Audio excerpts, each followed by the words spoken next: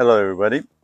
We are back from a short summer vacation and enjoying the Houston heat. Um, Getting ready to complete this project with the outdoor kitchen so I can get on with my life. In order to get this stonework done, um, since the stonework that was initially installed was about 5 years ago, the stone had been discontinued or about to be completely discontinued and hard to find. And so I had to call around, and luckily I fell on a gentleman by the name of Joe White.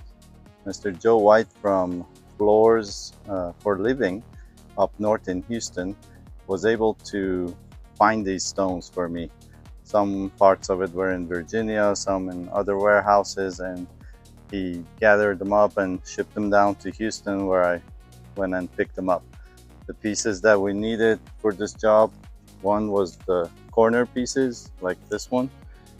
So I was able to get 8 of those, and the main piece that goes on the wall, which is 6 by 24, 6 by 24, and um, it's basically you install these sheet by sheet. The second hurdle was figuring out what to use to get these pieces on the wall and for them to stick. So, on Joe's recommendation, I purchased the 254 Platinum Plus adhesive mortar that he swears by and he's used on installing these stones for his projects. So, this material is obviously not cheap. So this bag of 25 pounds was about $50, $60, but considering it's not bad. Now it is corrosive by the notations on it, so I have to wear gloves, face shield, mask. I don't want to inhale any of it. It's very fine powder. It doesn't have silica, but still, I'm not about to get sick from this. 25 pound, it says to mix with about 5 quarts of water. This sets quite rapidly. Um, the stonework, um, by nature, there's a lot of stop and go because you have to cut pieces, you have to make sure they fit in the location, etc., etc. So we're gonna only use parts of this at a time. Also, what Joe recommended. So I'm gonna weigh out 5 pounds of the powder and mix it with 1 quart of water using a drill and start like with that. Um, Hopefully the mixture is good. Once the mixture goes on the tool, it should stick as you invert it or as you tilt it. It shouldn't just fall off the tool. It should stick on the tool. Now there's an element of speed in here. You have to move fast. You cannot sit there and ponder. This material, once it goes on the stone, as indicated by the old pieces that fell off the wall, it is not coming off. This thing is on there. Even the small pieces are hard to break. I tried taking this off to reuse these. It wasn't happening. So once it's on, it's on. By the same token, Joe recommended that I have a spray bottle handy, and if I get any of it on the surface, I need to clean it immediately, as it would stick there forever and look ugly forever. So that's what we got working with. Um, Another note is the surface you're applying to cannot be oily, cannot be dusty, dirty, and cannot be wet. So I think we met all the criteria here. And so we're gonna start.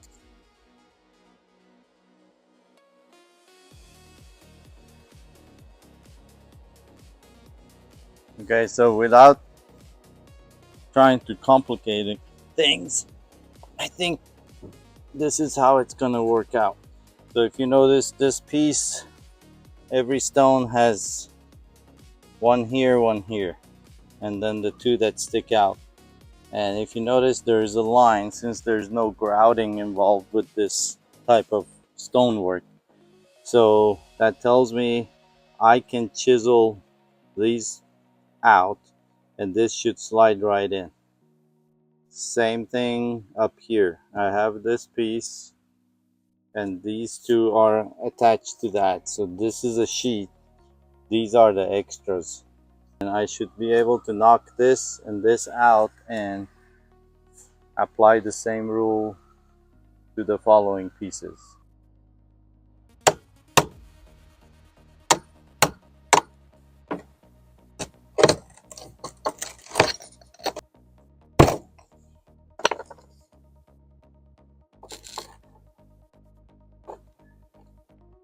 Okay, not bad. This will slide in and the missing piece goes in, and then we have to cut that. So here's one worked out.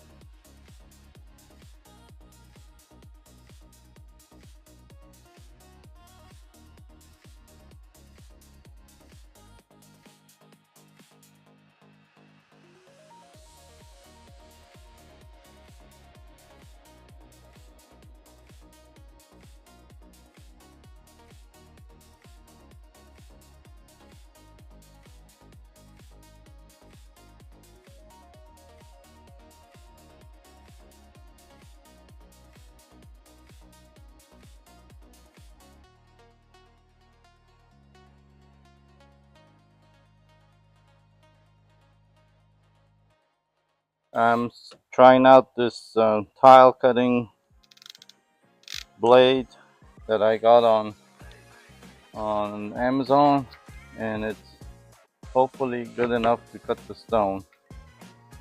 I marked the first stone that's gonna go by the vent in the back, and I'm gonna try cutting it. Never cut stone before, so wish me luck.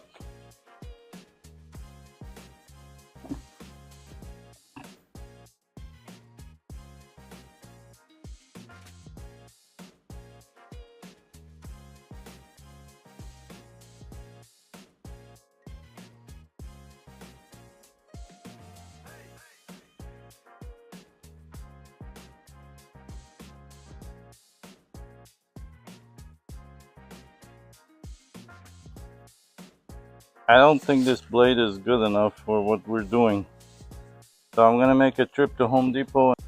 Diablo diamond blade was one choice, and they also had it in this configuration, which, what do you know, I already have one. So I'll probably end up keeping this as reserve and use the blade I've been using for cutting everything else. And I know it's a good blade, it's been working, and I trust it more than a new blade. So we're gonna cut into the stone and it should go faster now.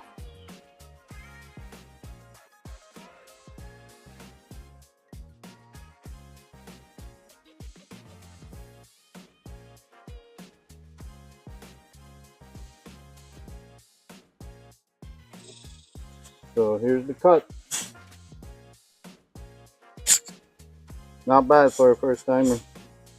So here's the dry fit. Once it's gonna be glued in place, that's kind of the look we're going for. It should wrap around the vent as shown here, and the vent should be seen kind of inset. So looks like we're on the right track, right blade.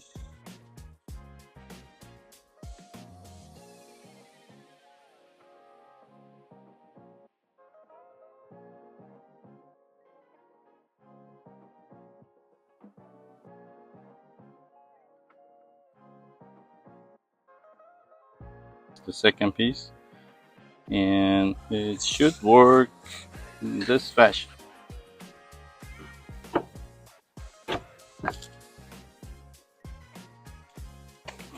And it's perfect. It will cradle the vent like it's supposed to.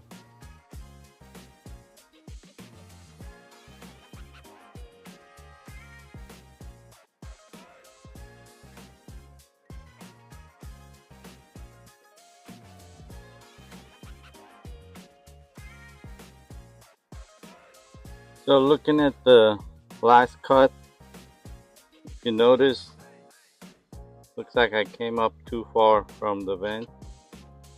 There's a piece missing here. So I'm gonna save this for some other area where I have to have a narrow cut or something.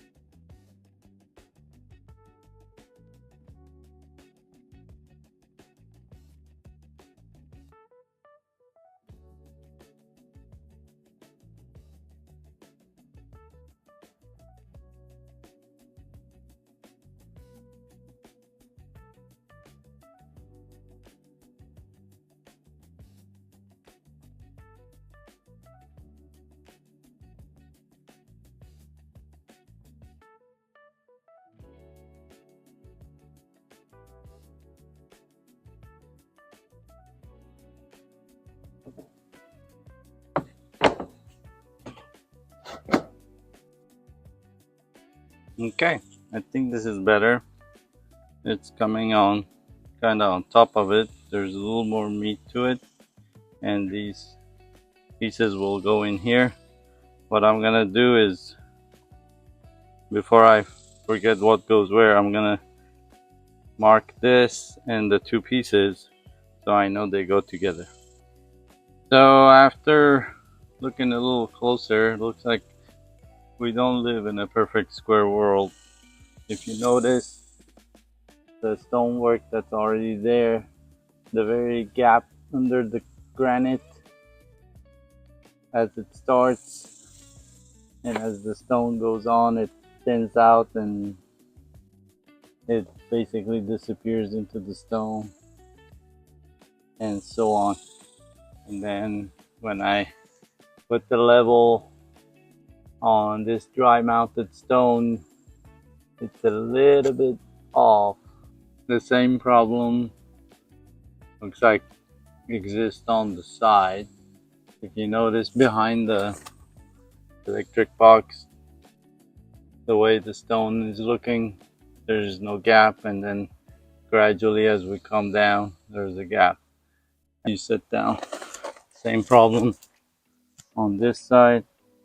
Looks like they started out butted against the granite, and then as they go down, the gap opens up and they had to introduce small slivers of stone.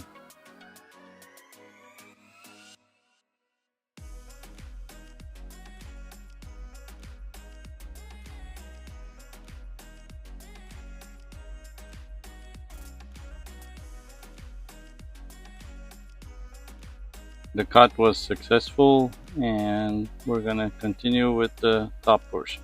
If you notice, there's a couple of pieces of stone that the builder had inserted up there to close the gap when they were laying the wall.